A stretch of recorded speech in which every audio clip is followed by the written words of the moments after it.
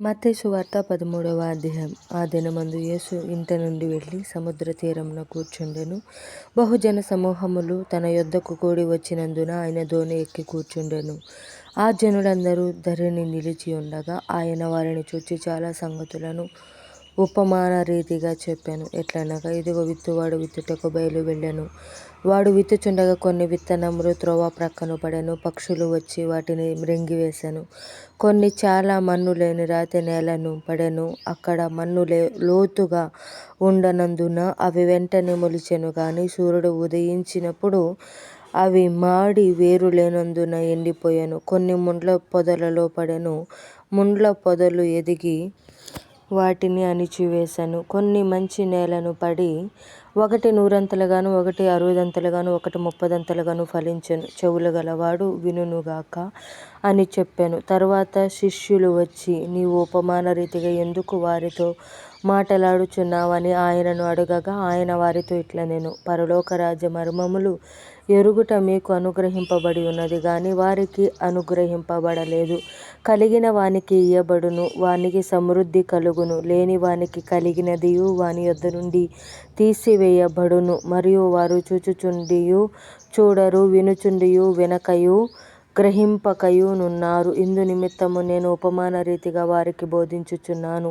ఈ ప్రజలు కన్నులారా చూచి, చెవులారా విని, హృదయముతో గ్రహించి మనసు త్రిప్పుకొని నా వలన స్వస్థత పొందకుండునట్లు వారి హృదయము క్రొవ్వినది. వారి చెవులు వినుటకు మందములైనవి, వారు తమ కన్నులు మూసుకొని ఉన్నారు. గనుక మీరు వినుట మట్టుకు విందురు గాని గ్రహింపనే గ్రహింపరు. చూచుట మట్టుకు చూతురు గాని ఎంత మాత్రమును తెలుసుకొనరు. వారు తమ కన్నులు మూసుకొని ఉన్నారు గనుక మీరు వినుట మట్టుకు విందురు గాని గ్రహింపనే గ్రహింపరు. చూచుట మట్టుకు చూతురు గాని ఎంత మాత్రమును తెలిసికొనరు అని యెషయా చెప్పిన ప్రవచనము వీరి విషయమై నెరవేరుచున్నది. అయితే మీ కన్నులు చూచుచున్నవి గనుక అవి ధన్యములైనవి, మీ చెవులు వినుచున్నవి గనుక అవి ధన్యములైనవి. అనేక ప్రవక్తలు నీతిమంతులను మీరు చూచు వాటిని చూడగోరియు చూడకపోయిరి, మీరు విను వాటిని వినగోరియు వినకపోయిరని మీతో నిశ్చయముగా చెప్పుచున్నాను. విత్తువాని గూర్చిన ఉపమాన భావము వినుడి. ఎవడైనను రాజ్యమును గూర్చిన వాక్యము విని గ్రహింపకయుండగా దుష్టుడు వచ్చి వాని హృదయములో విత్తబడిన దానిని ఎత్తుకొని పోవును. త్రోవ ప్రక్కను విత్తబడిన వాడు వీడే. రాతి నేలను విత్తబడిన వాడు వాక్యము విని వెంటనే సంతోషముతో దాన్ని నంగీకరించువాడు. అయితే అతనిలో వేరు లేనందున అతడు కొంతకాలము నిలుచును గాని వాక్యము నిమిత్తము శ్రమ అయినను హింస అయినను కలుగగానే అభ్యంతరపడును. ముండ్ల పొదలలో విత్తబడిన వాడు వాక్యము వినువాడే గాని ఐహిక విచారములను ధనమోహమును ఆ వాక్యమును అణిచివేయను. గనుక వాడు నిష్ఫలుడవును. మంచి నేలను విత్తబడిన వాడు వాక్యము విని గ్రహించువాడు. అట్టివారు సఫలులై ఒకడు 100 ఒకడు 60 ఒకడు 30 ఫలించుననెను. ఆయన మరియొక ఉపమానము వారితో చెప్పెను.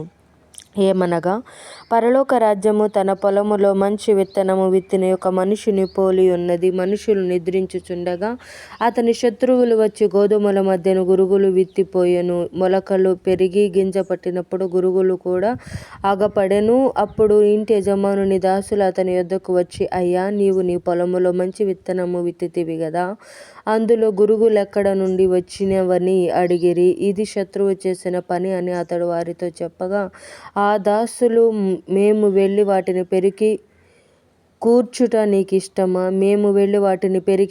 నీకిష్టమా అని అతనిని అడిగిరి. అందుకతడు, వద్దు, గురుగులను పెరుగుచుండగా వాటితో కూడా ఒకవేళ గోధుమలను పెళ్ళగింతురు. కోతకాలము వరకు రెంటిని కలిసి ఎదుగనీయుడి. కోతకాలమందు గురుగులను ముందుగా కూర్చి వాటిని కాల్చివేయుటకు కట్టలు కట్టి గోధుమలను నా కొట్టులో చేర్చిపెట్టుడని కోతగాండ్రతో చెప్పుదుననెను. ఆయన మరొక ఉపమానము వారితో చెప్పెను. పరలోక రాజ్యము ఒకడు తీసుకొని తన పొలములో విత్తిన ఆవగింజను పోలి ఉన్నది. అది విత్తనములన్నిటిలో చిన్నదే గాని పెరిగినప్పుడు కూర మొక్కలన్నిటిలో పెద్దదై ఆకాశ పక్షులు వచ్చి దాని కొమ్మల మీద నివసించునంత చెట్టగును. ఆయన మరొక ఉపమానము వారితో చెప్పెను. పరలోక రాజ్యము ఒక స్త్రీ తీసుకొని పిండి అంతయు పులిసి పొంగు వరకు 3 కుంచముల పిండిలో దాచిపెట్టిన పుల్లని పిండిని పోలి ఉన్నది. నేను నా నోరు తెరచి ఉపమాన రీతిగా బోధించెదను. లోకము పుట్టినది మొదలుకొని మరుగు చేయబడిన సంగతులను తెలియజెప్పెదను అను ప్రవక్త చెప్పిన మాట నెరవేరినట్లు యేసు ఈ సంగతులన్నిటినీ జనసమూహములకు ఉపమాన రీతిగా బోధించెను. ఉపమానము లేక వారికేమీ బోధింపలేదు. అప్పుడు ఆయన జనసమూహములను పంపివేసి ఇంటిలోనికి వెళ్ళగా ఆయన శిష్యులు ఆయన యొద్దకు వచ్చి, పొలములోని గురుగులను గూర్చిన ఉపమానము మాకు తెలియజెప్పుమనిరి. అందుకు ఆయన ఇట్లనెను. మంచి విత్తనము విత్తువాడు మనుష్య కుమారుడు. పొలము లోకము. మంచి విత్తనములు రాజ్య సంబంధులు, గురుగులు దుష్టుని సంబంధులు. వాటిని విత్తిన శత్రువు అపవాది. కోత యుగ సమాప్తి. కోత కోయువారు దేవదూతలు. గురుగులు ఎలాగు కూర్చబడి అగ్నిలో కాల్చివేయబడునో అలాగే యుగ సమాప్తి అందు జరుగును. మనుష్య కుమారుడు తన దూతలను పంపును. వారు ఆయన రాజ్యములో నుండి ఆటంకములగు సకలమైన వాటిని దుర్నీతి పరులను సమకూర్చి అగ్నిగుండములో పడవేయుదురు. అక్కడ ఏడ్పును పండ్లు కొరుకుటయును ఉండును. అప్పుడు నీతిమంతులు తమ తండ్రి రాజ్యములో సూర్యుని వలె తేజరిల్లుదురు.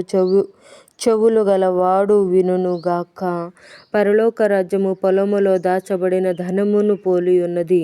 ఒక మనుష్యుడు దాన్ని కనుగొని దాచిపెట్టి అది దొరికిన సంతోషముతో వెళ్ళి తనకు కలిగినదంతయు అమ్మి ఆ పొలమును కొనును. మరియు పరలోక రాజ్యము మంచి ముత్యములను కొన వెతుకుతున్న వర్తకుని పోలి ఉన్నది.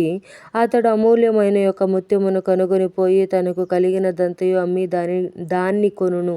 మరియు పరలోక రాజ్యము సముద్రములో వేయబడి నానా విధములైన చేపలను పట్టిన వలను పోలి ఉన్నది. అది నిండినప్పుడు దానిని దరికి లాగి కూర్చుండి మంచి వాటిని గంపలలో చేర్చి చెడ్డ వాటిని బయట పారవేయుదురు. అలాగే యుగ సమాప్తి యందు జరుగును. దేవదూతలు వచ్చి నీతిమంతులలో నుండి దుష్టులను వేరుపరిచి వీరిని అగ్నిగుండములో పడవేయుదురు. అక్కడ ఏడ్పును పండ్లు కొరుకుటయును ఉండును. వీటినన్నిటినీ మీరు గ్రహించితిరా అని వారిని అడుగగా వారు గ్రహించితిమనిరి. ఆయన అందువలన పరలోక రాజ్యములో శిష్యుడుగా చేరిన ప్రతి శాస్త్రియు తన ధననిధిలో నుండి క్రొత్త పదార్థములను పాత పదార్థములను వెలుపలికి తెచ్చు ఇంటి యజమానుని పోలి ఉన్నాడని వారితో చెప్పెను. యేసు ఈ ఉపమానములు చెప్పి చాలించిన తరువాత ఆయన అక్కడ నుండి వెళ్ళి స్వదేశమునకు వచ్చి సమాజ మందిరములో వారికి బోధించుచుండెను. అందువలన వారు ఆశ్చర్యపడి ఈ జ్ఞానమును ఈ అద్భుతములను